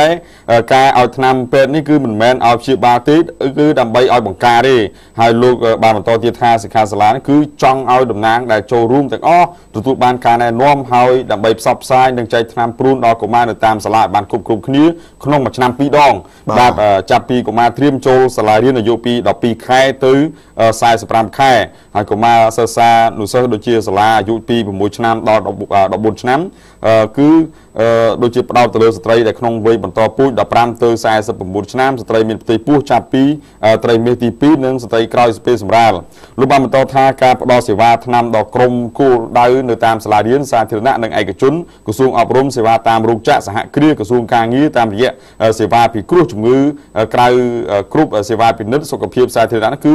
សេវាចុះមូលដ្ឋានរបស់បុគ្គលិកសុខាភិបាលតាមរយៈការផ្ដល់យុទ្ធនាការចាក់ថ្នាំបង្ការនេះគឺតាមរយៈការស្ម័គ្រចិត្តព្យាបាលតាមរយៈជំងឺគ្រុនចាញ់តាមភូមិហើយបើតាមការលើកឡើងបន្ថែមពីលោកសេវិជ្ជបណ្ឌិតមុតស៊ីនួនដែលជាអនុប្រធានមជ្ឈមណ្ឌលជាតិប្រយុទ្ធនឹងជំងឺគ្រុនចាញ់ប៉ារ៉ាស៊ីតសាសនិងបានរដ្ឋសាស្ត្រថ្លែងថាសិក្ខាសាលានេះគឺផ្ដោតទៅលើព្រួនពិសេសនោះគឺព្រួនដែលចម្លងតាមលិមួកឬក៏ខ្វះអនាម័យដែលមានពួកអាស្ទីរ៉ូស្តូនព្រួនទំពួននិងព្រួនទំពុកសេះអញ្ចឹងទេការកើនឡើងតាំងពីឆ្នាំ1997មានអត្រាលើសលប់រហូតដល់ 85% ទន្ទឹមនឹងនេះក្រសួងសុខាភិបាលក៏មានគោលការណ៍ច្បាស់លាស់ដែរក្នុងការអនុវត្តផ្ដល់ថ្នាំទម្លាក់ព្រួនដល់ក្រុមសិស្សានុសិស្សជាពិសេសគឺសាលាតាមគោលដៅបឋមសិក្សាតម្រង់ធ្វើនៅទូទាំងប្រទេសឲ្យគ្រប់សពតាំងពីឆ្នាំ2004ដល់ឆ្នាំប្រហែលជា2004និង2014ចុងក្រោយបាទមានការកើនឡើងខ្ពស់បាទអរគុណណាស់ពេលនេះយើងខ្ញុំសូមអនុញ្ញាតសម្រាប់មួយផ្លែសិនបន្តិចទៀតមានរឿងក្តៅជាច្រើនទៀតជាពិសេសពាក់ព័ន្ធតុលាការទៀតកំពុងចាំរងចាំស្ដាប់អរគុណនៅពេលនេះសូមសម្រាប់បន្តិចសិនបាទខ្ញុំសូមអនុញ្ញាតជម្រាបជូនរឿងរ៉ាវសំខាន់បន្តទៅមុខទៀតសូមបង្គោលនីតិនេះជួនលោកសុខៈជម្រាបជូនព័ត៌មានបន្តបាទសូមអញ្ជើញបាទអរគុណច្រើនបាទព័ត៌មានជាបន្តគឺជាព័ត៌មានតបភាគពីថ្ងៃច័ន្ទដែលខ្ញុំផ្សាយពីរឿងតុលាការខេត្តកំពង់ចាមចោទប្រកាន់បងប្អូនចំនួន9នាក់នៅក្នុងភូមិលេខ1ឃុំចំការអណ្ដូងខេត្តកំពង់ចាមស្រុកចំការលើខេត្តកំពង់ចាមពីបទលួចបេះឬក៏រឹសស្វាយចន្ទីរបស់គេបាទហើយឥឡូវនេះគឺថាម្ចាស់បណ្ដឹងអ្នកប្តឹងមានន័យដើមចោតគឺបានមកដល់ស្ថានីយ៍កាលពីព្រឹកមិញបាទព្រឹកម្សិលមិញបាទដើម្បីបំភ្លឺថាការប្តឹងនិងការចោទប្រកាន់របស់តុលាការមិនមែនបំពានច្បាប់ទេវាសមតែតុលាការមកឆ្លើយបំភ្លឺទៅជាម្ចាស់បណ្ដឹងទៅវិញណាចាំមើលក៏ឆ្លើយបំភ្លឺថាម៉េចខ្លះ ពីព្រោះបងប្អូនប្រជាប្រដ្ឋទាំង8 9គ្រួសារនេះគាត់ថាគាត់មិនបានលួចបេះរឹសស្វាយចន្ទីគេទេគឺគាត់ម៉ៅតពីឈ្មោះលៀមទូចមកអញ្ចឹងគាត់មានកិច្ចសន្យាហើយគាត់នាំគ្នារឹសដោយសាធារណៈអ្នកភូមិអ្នកផងមេឃុំមេភូមិដឹងឮទាំងអស់មិនមែនលួចលាក់ទេគាត់ថាអញ្ចឹងបាទឥឡូវហ្នឹងគឺថាចាំមើលអ្នកស្រីជាម្ចាស់បណ្ដឹងដែលប្តឹងទៅតុលាការឈ្មោះលៀងមួយងៀមហ្នឹងគាត់បំភ្លឺថាម៉េចកន្លះគាត់ថាដំបងឡើយអ្នកស្រីលៀមទូចហ្នឹងគឺថាម៉ៅចការស្វាយចន្ទីពីអ្នកស្រីដែលជាអ្នកប្តឹងហ្នឹងទៅឲ្យបងប្អូនប្រជាពលរដ្ឋ8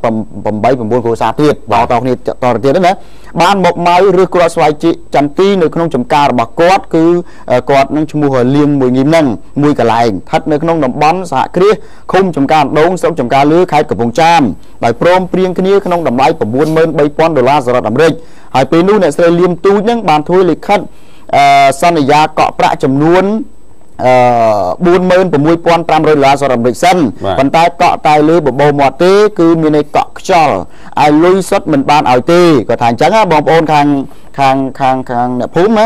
នឹងកំណត់សងប្រាក់បង្គ្រប់នៅថ្ងៃទី30ខែមីនាគឺខែ3ឆ្នាំ2014ប្រសិនបើដល់ថ្ងៃកំណត់ភាគីអ្នកម៉ៅចការគឺអ្នកស្រីលៀមទូចមិនបានប្រគល់ប្រាក់គ្រប់ចំនួនទេនោះប្រាក់ដែលបានកក់នឹងទុកជាអាសាបងហើយគ្មានសិទ្ធិកាន់កាប់ចំការស្វាយចន្ទីនឹងទៀតឡើយលុះដល់ថ្ងៃកំណត់ស្រាប់តែអ្នកស្រីលៀមទូចមិនបានសងប្រាក់គ្រប់ចំនួនទេគាត់ថាអញ្ចឹងដូច្នេះមានន័យថាចំការស្វាយចន្ទីខាងលើនេះត្រូវម្ចាស់គឺនាងខ្ញុំលៀងមួយងៀមហ្នឹងគឺជាអ្នកគ្រប់គ្រងដដែលអូអញ្ចឹងអ្នកស្រីលៀងមួយងៀមម្ចាស់ចំការបានបន្តថាក្នុងចន្លោះពេលដែលអ្នកស្រីលៀមទូចកក់ប្រាក់នោះគឺអ្នកស្រីលៀមទូចបានឆ្លៀតឱកាសយកចំការនេះទៅម៉ៅឲ្យបងប្អូនប្រជាប្រដ្ឋផ្សេងទៀតណាដែលត្រូវប្តឹងថាលួចហ្នឹងចូលរើសគ្រាប់ស្វាយចន្ទីបំពេញលើសិទ្ធិម្ចាស់ចំការហើយគាត់គឺអ្នកស្រីលៀងមួយងៀមហ្នឹងគឺថាបានបណ្ដេញបងប្អូនប្រជាពលរដ្ឋនោះជាច្រើនលើកច្រើនសារហើយដោយមិនឲ្យរើសគ្រាប់ស្វាយចន្ទីតទៅទៀតទេក៏ប៉ុន្តែពួកគេនៅតែរឹងរូសរើសគ្រាប់ស្វាយចន្ទីស្ទើរតែអស់ទៅហើយទើបគាត់ប្តឹងទៅតុលាការឲ្យចាត់វិធានការតាមផ្លូវច្បាប់បាទឥឡូវបងប្អូនប្រជាពលរដ្ឋបាននិយាយថាចេះថាគាត់មិនដឹងអីទេទីមួយគឺគាត់ម៉ៅបន្តពីឈ្មោះលៀមទូចដែលពេលនោះគឺហេតុអីបានជាអ្នកស្រីលៀងមួយងៀមដឹងថាម៉ៅបន្តហើយមិនមកហាមឃាត់ថាមិនឲ្យម៉ៅទៅបាទណាទី2គឺគាត់បាននិយាយថានៅពេលដែលគេហាម5មិនឲ្យរើសពួកគាត់ក៏បានផ្អាករើសដែរណាមិនមែនមានន័យថានៅតែចេះរឿងរូបទៀតទេទី3គាត់និយាយថាគឺពួកគាត់មិនបានរើសដោយលួចលាក់ទេគឺមកចំការនឹងជាសាធារណៈតែហ្មងឥឡូវនេះកុំឲ្យខ្ញុំចេះតែថាសូមស្ដាប់សម្ដីរបស់បងប្អូនប្រជាពលរដ្ឋដែលអះអាងតបត្រឡប់ទៅវិញបាទសូមជើញហើយឈ្មោះលៀងមួយងៀមហ្នឹងគាត់អត់បាននេះទេគាត់អត់មានថាអូពួកខ្ញុំម៉ៅពីលៀមទូចហើយគាត់អត់មានចុះមកខាត់ថាលៀមទូចអត់បានគាត់អត់ឲ្យម៉ៅអត់ឲ្យអីគាត់អត់មានចុះមកខាត់ទេពួកខ្ញុំក៏ធ្វើរោងធ្វើអីតាមប្រជាពលរដ្ឋគ្រប់គ្នាគេធ្វើទូទៅបាទតាមប្រពៃបាទតាមចការតាមអីហ្នឹងទៅតាមធម្មតាមានរោងមានអីបាទរើសបើកចំហគេឃើញគេស្គាល់គេដឹងពេញភូមិបាទយកទៅលក់យកទៅអីអត់មានលួចលាក់គេអូពេលយប់បានមករើសមកអី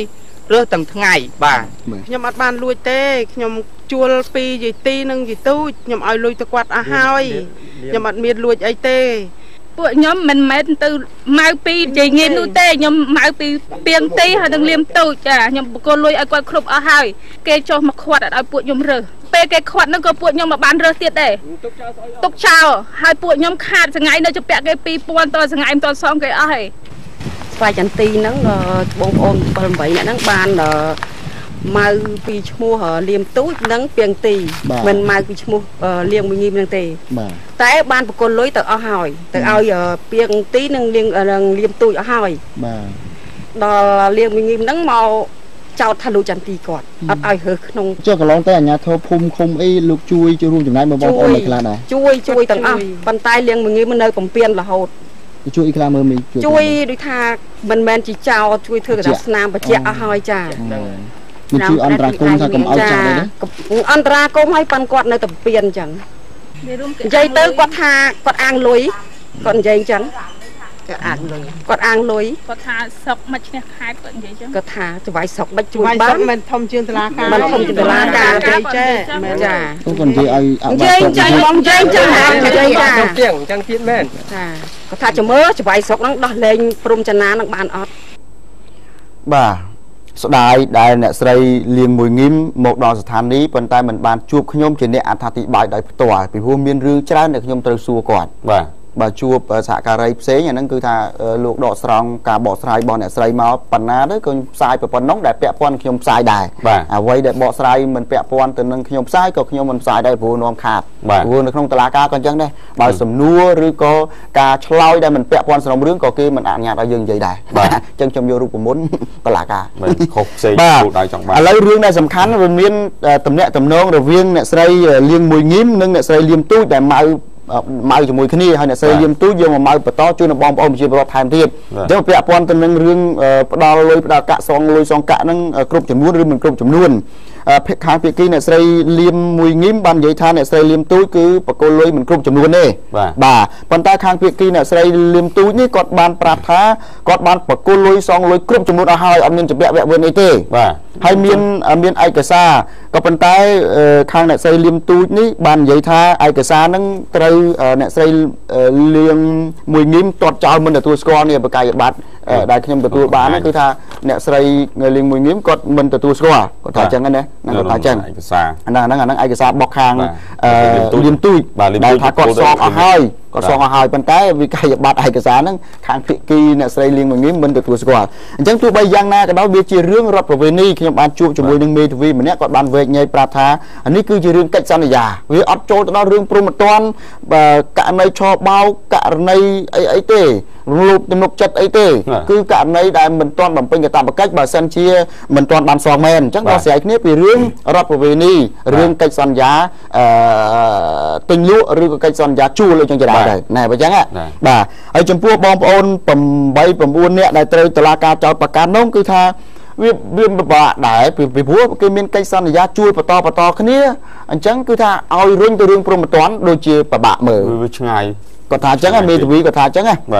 បាទហើយមេធាវីគាត់បាននិយាយថាក្នុងដំណើរការស៊ើបសួរចៅក្រមស៊ើបសួរចេញដោយការបង្គាប់ឲ្យឈ្មោះម្នាក់ឈ្មោះច្រើនអ្នកណាប៉ុន្តែឈ្មោះម្នាក់មួយឈ្មោះព្រំចន្ទាចូលខ្លួនតែចៅក្រមមិនបានសាកសួរអីទេហើយក៏ឲ្យឈ្មោះព្រំចន្ទានេះត្រឡប់មកផ្ទះវិញបន្ទាប់មកចៅក្រមក៏ចេញពីការបង្គាប់ឲ្យនាំខ្លួននិងសម្រាប់ឃុំខ្លួនហ្មងហើយតាមនីតិវិធីព្រមត្តនលោកមេធាវីខ្ញុំមិនសូមបញ្ចេញឈ្មោះគាត់ទេគាត់និយាយថាការចេញពីការបង្គាប់ឲ្យនាំខ្លួននឹងវាតលតែជនត្រូវចោទកិច្ចខ្លួនតែក្នុងករណីនេះចៅក្រមស៊ើបសួរពេលដែលគាត់បង្ហាញខ្លួនមិនព្រមសាកសួរទេទៅជាចេញពីការនាំខ្លួនទៅវិញហើយចំណុចនេះហើយដែលដើម្បីឲ្យមានភាពប្រកបថាឈ្មោះព្រំចន្ទាពិតជាបានចូលឬក៏មិនចូលតុលាការតាមដោយការបង្គាប់ឲ្យចូលខ្លួនគួរមានការស៊ើបអង្កេតឲ្យចាំបាច់តទៀតតើពួកគាត់មានបានចូលខ្លួនទៅកាន់តុលាការតាមដោយការកោះទេពួកគាត់ថាចូល2នាក់ប្រាប់ខ្ញុំថាចូលហើយចូលទៅក្នុងតុលាការមិនសួរអីច្រើនទេហើយខ្ញុំមិនចង់និយាយថាតុលាការគេសួរអីទេបាទទុកសំណុំរឿងនេះបន្តិចទៀតឥឡូវនេះបងប្អូនប្រជាពលរដ្ឋនេះបានប្តឹងទៅតុលាទៅក្រសួងយុតិធម៌ហើយប្រហែលជាក្រសួងយុតិធម៌នឹងចុះធ្វើអធិការកិច្ចអំពីសំណុំរឿងនេះបន្តទៀតថាតើវាមានអ្វីដែលជាភាពមិនប្រក្រតីឬក៏អ្វីដែលតុលាការខេត្តកំពង់ចាមធ្វើនឹងត្រឹមត្រូវរបស់លោកប៉ុន្តែនៅក្នុងនីតិវិធីស៊ើបសួរមានន័យថាដល់ដៃចក្រមស៊ើបសួរហើយយើងមិនបរិយាយឲ្យបានជ្រៅជ្រះទេពីព្រោះយើងទុកអាត់កំបាំងនេះឲ្យតុលាការគេធ្វើការដែរយើងកុំបំពេញសមត្ថកិច្ចរបស់តុលាការពេកបាទទុកឲ្យតុលាការគេធ្វើការចោះប៉ុន្តែយើងគ្រាន់តែផ្ដល់ដំណឹងឥឡូវនេះបងប្អូនលោកប្តឹងទៅអង្គភាពសំទោសក្រសួងយុតិធម៌ដើម្បីចុះអធិការកិច្ចថាតើរឿងនេះវាយ៉ាងដូចម្ដេចហើយបន្តទៀតលោកនឹងដាក់បណ្ដឹងទៅកាន់អង្គភាពប្រឆាំងអំពើពុករលួយមួយទៀតឲ្យស៊ើបសួរថាតើវាអាចមានករណីអំពើពុករលួយដែរឬអត់ទេក្នុងសំណុំរឿងនេះអ្វីដែលយើងខ្ញុំផ្សាយគឺផ្សាយត្រឹមតែផ្ដល់ដំណឹងមួយហើយនឹងផ្ដល់ភាពយុត្តិធម៌ដល់ភាគីទាំងសងខាងដល់ភាគីប្រជាពលរដ្ឋទាំង8 9នាក់ដែលត្រូវតុលាការតាមចាប់ហើយនឹងកំពុងតែឃុំខ្លួនឈ្មោះ ព្រំចនានៅក្នុងតុលាការជាអ្នកដែលត្រូវរងការចោទប្រកាន់ហ្នឹងគឺថាឲ្យវាត្រឹមត្រូវទៅតាមកតេយុត្តិធម៌ទេអត់មានទៅចង់បំពេញអំណាចតុលាការហើយមិនចង់បំពេញបុគ្គលណាមួយមិនចង់បំពេញប្រជាប្រដ្ឋទេឲ្យតែត្រូវបាទឲ្យតែត្រូវទៅវាល្អប្រសើរយើងចូលរួមកែតម្រង់ប្រព័ន្ធយុត្តិធម៌នៅក្នុងប្រទេសកម្ពុជាយើងជាមួយរដ្ឋាភិបាលកម្ពុជាតែប៉ុណ្្នឹងទេសូមជូនទៅលោកបត្រាចុះបាទអរគុណសូមអនុញ្ញាតជម្រាបជូនរឿងរ៉ាវបន្តតាក់ទងនឹងតុលាការទៀតអញ្ចឹងតុលាការ3 4ហើយបាទ4ហើយតុលាការចុងក្រោយគឺនៅក្នុងខេត្តព្រះសីហនុព្រះសីហនុគឺចូលអនុវត្តបើកផ្លូវរបស់សាលាដំបងខេត្តទៅបរាជ័យបាទបន្ទាប់ពីមានការតវ៉ាពីប្រជាពលរដ្ឋបាទប្រជាពលរដ្ឋប្រមាណជា30នាក់នៅក្នុងភូមិមួយសង្កាត់លេខ3ក្រុងព្រះសីហនុនៅព្រឹកថ្ងៃទី25កន្លងទៅនឹងគឺបានមកប្រមូលផ្ដុំគ្នាតវ៉ាមិនឲ្យលោកញឹមពិសាលចៅក្រមសាលាដំបងខេត្តព្រះសីហនុដែលនឹងវាស់វែងដើម្បីបានបើកផ្លូវថ្មីប្រើប្រាស់ជាបណ្ដោះអាសន្នលើដីទំនាស់មួយកន្លែងដែលមានទីតាំងស្ថិតនៅចំណុចពួយកំពេញស្ថិតនៅក្នុងមូលដ្ឋានខាងលើនោះឡើយបាទលោកចៅក្រមលោកញឹមវិសាលបានឲ្យដឹងថា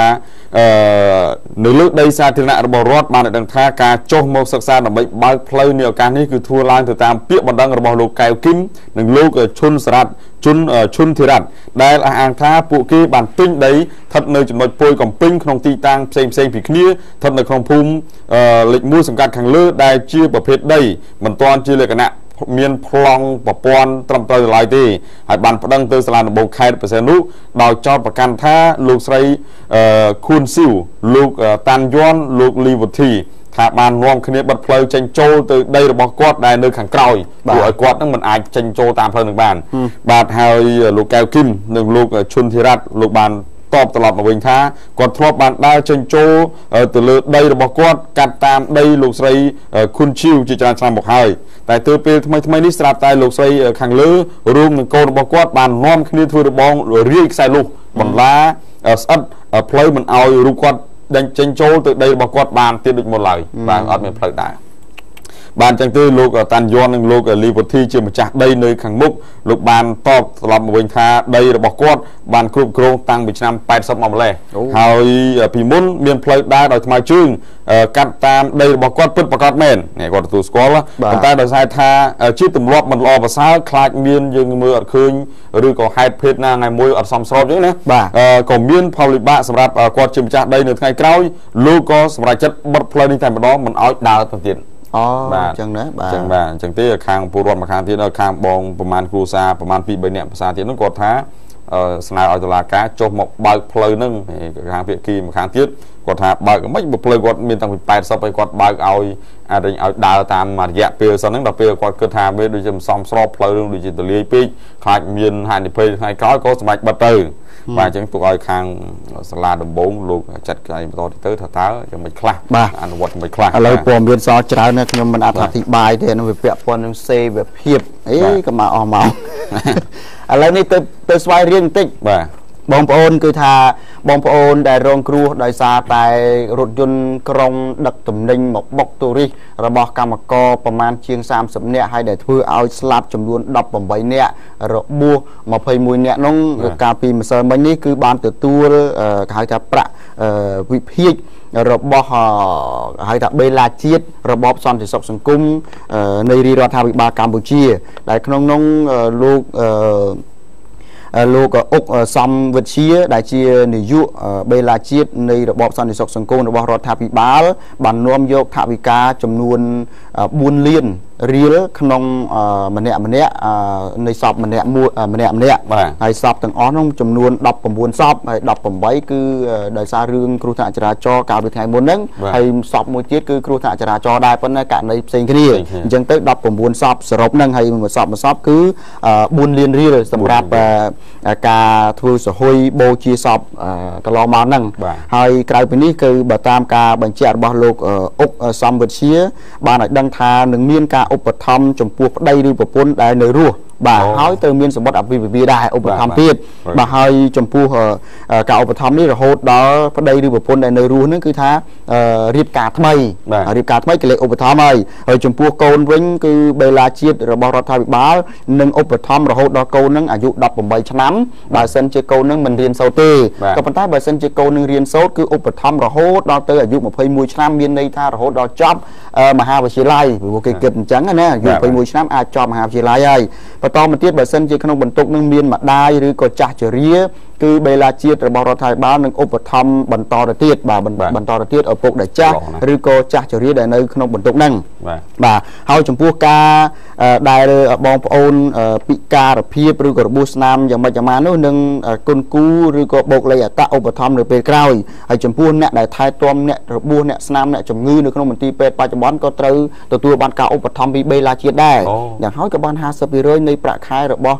កម្មករកម្មការនេះដែលមានប្រាក់ខែហើយមិនបានទៅធ្វើការហើយសម្រាប់ពេទ្យហ្នឹងណាហើយសម្រាប់អ្នកដែលរបួសស្នាមមិនអាចទៅធ្វើការនៅក្នុងពេលដែលខ្លួនកំពុងសម្រាប់នោះគឺទទួលបាន 70% នៃប្រាក់ខែបាទ 70% ពីក្រុមហ៊ុនពីរោងចក្រអញ្ចឹងណាបាទអរគុណណាស់អញ្ចឹងយើងតាមដានតទៅទៀតហើយចំពោះការប្តឹងផ្តល់របស់បងប្អូនប្រជាពលរដ្ឋទាំងប្រមាណគ្រួសារហ្នឹងគឺថាកំពុងតែរៀបចំពាក្យប្តឹងដាក់ទៅនគរបាលចរាចរណ៍ដើម្បីរុញពាក្យប្តឹងនេះទៅកាន់តុលាការមានន័យប្តឹងទាមទារសំណងជំងឺចិត្តប៉ុន្តែមិនទាន់ដឹងថាតើមួយគ្រួសារទាមទារពីក្រុមហ៊ុនអីសិនហួរនឹងប្រមាណទេយើងរងចាំមើលថាតើទាមទារប្រមាណហើយតុលាការគេនឹងបើកសាវនាការនៅពេលណាទាំងការទាមទារសំណងហើយនឹងផ្តន្ទាទោសអ្នកដែលបើកបបបណ្ដាលឲ្យគេស្លាប់នឹងរបួសនោះបាទ18នាក់21នាក់រងរបួសធ្ងន់និងស្រាលអរគុណជូនទៅលោកបត្រាវិញបាទបាទបន្តទៅត្រឡប់ទៅកាន់ខេត្តបៃលិននិយាយពីខាងអាជ្ញាធរលោកចុះទៅត្រួតពិនិត្យសម្រាប់ធ្នាប់សាធារណៈនៅក្នុងផ្សារសាមគ្គីសាមគ្គីសៀមរាបទៀតខ្ញុំគ្រប់បាទលោកស៊ុនយីអភិបាលក្រុងបៃលិនលោកបានថ្លែងថាបច្ចុប្បន្ននៅជុំវិញផ្សារនិងក្បែរផ្សារសាមគ្គីមានអាជីវករមួយចំនួនបានដាក់តាំងលក់សម្ភារៈទំនិញបន្លែបង្ការត្រីសាច់លើគំនរលើគម្របលូបង្ហូរទឹកនិងលើចំណីផ្លូវសាធារណៈដែលសកម្មភាពនេះធ្វើឲ្យប៉ះពាល់ដល់សណ្ដាប់ធ្នាប់សាធារណៈសោភ័ណភាពទ្រព្យសម្បត្តិជាសាធារណៈព្រមទាំងធ្វើឲ្យមានការកកស្ទះចរាចរណ៍ជាពិសេសនោះគឺធ្វើឲ្យប៉ះពាល់ដល់ចលនាប្រឡងបណ្ណាទីក្រុងស្អាតត្មងបាទហើយលោកស្នើឲ្យក្រមសមត្ថកិច្ចឬក៏មន្ត្រីជំនាញនៅក្នុងផ្សារណែនាំដល់អាជីវករចំនួន4ចំណុចទី1គឺសុំឲ្យបញ្ឈប់ការតាំងលក់របស់របរនៅលើគម្របលូបង្ហូរទឹកនៅជុំវិញបរិវេណផ្សារហើយទី2នោះគឺបញ្ឈប់ការតាំងលក់របស់របរលើចំណីផ្លូវនិងលើផ្លូវសាធារណៈទី3គឺត្រូវរុះរើតូបឬក៏សម្យាបតូបលក់ដូរដែលធ្វើឲ្យនៅលើគម្របលូឬលើចំណីផ្លូវសាធារណៈហើយទី4ចុងក្រោយនោះគឺហាមមកម៉ូតូឌុបឬក៏យានជំនិះផ្សេងមកចតលើដងផ្លូវសាធារណៈជុំវិញផ្សារវាពិបាកនឹងកកស្ទះចរាចរណ៍ធ្វើឲ្យបងប្អូនជាពលរដ្ឋនឹងពិបាកចេញចូលហើយតាមផ្សារបាទហើយក្រោយរយៈពេល10ថ្ងៃនៅក្នុងសេចក្តីណែនាំដែលខាងអាជ្ញាធរខេត្តបៃលិនចុះទៅណែនាំមានគណៈបញ្ជាការឯកភាពក្រុងនិងចាត់វិធានការរដ្ឋបាលដោយចុះរៀបចំសណ្ដាប់ធ្នាប់ហើយរាល់ការខូចខាតឬក៏បាត់បង់ខាតបង់ទ្រព្យសម្បត្តិផ្សេងៗរបស់ជីវកររដ្ឋបាលក្រុងបៃលិនមិនទទួលខុសត្រូវឬក៏ផ្ដល់សំណងអ្វីឡើយបាទអញ្ចឹងគឺផ្ដល់ឲ្យបងប្អូនប្រជាពលរដ្ឋរយៈពេល10ថ្ងៃណាទុកអសន្នវត្តបើសិនជាបងប្អូនកំឡុងពេល10ថ្ងៃហើយមិនចុះសម្អាតខ្លួនឯងមិនដូរទីតាំងឬក៏មិនធ្វើអីកុំឲ្យលយនៅក្នុងផ្សារទៀតនៅក្នុងផ្លូវទៀតនោះអាជ្ញាធរនឹងចូលវិធានការក្នុងការរុះរើដោយខ្លួនឯងហើយមិនធានាខុសត្រូវក្នុងការខូចខាតរបស់របរទេហើយផ្សារសាមគ្គីប៉ាហ៊ីគេហៅផ្សារប៉ាហ៊ីផ្សារប៉ាហ៊ីនោះជាផ្សារដែលធំជាងគេបំផុតនៅក្នុងខេត្តបៃលិនបាទធំជាងគេនៅក្នុងស្រុកខ្មែរយ៉ាងទេគឺក្នុងបៃលិនហើយស្ថិតនៅកណ្ដាលទីរួមខេត្តដែលបង្កើតឡើងតាំងពីឆ្នាំ1997ហើយការចូលហ៊ុនគ្នារបស់ប្រជាជនបន្ទាប់ពីធ្វើសមារណកម្មជាមួយរដ្ឋាភិបាលបាទអរគុណព័ត៌មានជាបន្តខ្លីចុងក្រោយនេះគឺថាប្រទេសថៃគ្រោងនឹងរៀបចំពិព័រណ៍ផ្លែឈើនៅក្នុងប្រទេសកម្ពុជាយើងតាមការបញ្ជាក់របស់មន្ត្រីថៃបានដឹងថាគេបានហើយតែអញ្ជើញអ្នកមុខអ្នកការជាច្រើនមកទាំងជាតិនិងអន្តរជាតិមកភ្លក់រសជាតិផ្លែឈើថៃនៅល្ងាចថ្ងៃទី25នៅស្ថានទូតថៃប្រចាំនៅប្រទេសកម្ពុជាបាទក្នុងឱកាសនោះលោកអណត្តវុឌ្ឍពូធីសារ៉ូឯកអគ្គរដ្ឋទូតថៃប្រចាំនៅកម្ពុជាបានដឹងថាថៃនឹងរៀបចំកម្មវិធីផ្សព្វផ្សាយផ្លែឈើថៃឆ្នាំ2015ដែលគ្រោងនឹងចាប់ផ្ដើមនៅថ្ងៃទី28ស្អែកហ្នឹងរហូតដល់ថ្ងៃទី31នៅផ្សារទំនើប Paragon ក្នុងទីក្រុងភ្នំពេញ បាទហើយកម្មវិធីនេះគឺថាមានការដាក់បង្ហាញនិងលក់ផ្លែឈើស្រស់ៗមកពីប្រទេសថៃដូចជាទុរេនមង្ឃុតឡង់កង់និងសាវម៉ាវជាដើមក្នុងតម្លៃពិសេសថោកជាងតម្លៃទីផ្សារធម្មតាហើយកម្មវិធីនេះប្រព្រឹត្តទៅចាប់ពីម៉ោង 6 ល្ងាចរហូតដល់ម៉ោង 8 ល្ងាចម៉ោង 6 រហូតដល់ម៉ោង 8 បាទនឹងមានការរៀបចំគេហៅថា buffet ផ្លែឈើថៃក្នុងតម្លៃម្នាក់តែ 10000 រៀលទេចាប់ពីម៉ោង 6 ដល់ម៉ោង 7 ល្ងាចផងដែរបាទចង់ដូចខ្លួនគេដែរអរគុណណាស់សូមអនុញ្ញាតសម្រាប់តែត្រឹមនឹងសិនបន្តិចទៀតយើងខ្ញុំនឹងភ្ជាប់ទូរស័ព្ទទៅកាន់ភ្នាក់ងាររាយការណ៍ព័ត៌មានតាមបណ្ដាខេត្តផ្សេងៗថាតើមានអ្វីប្លែកពីខ្ញុំជម្រាបជូនខាងដើមបាទ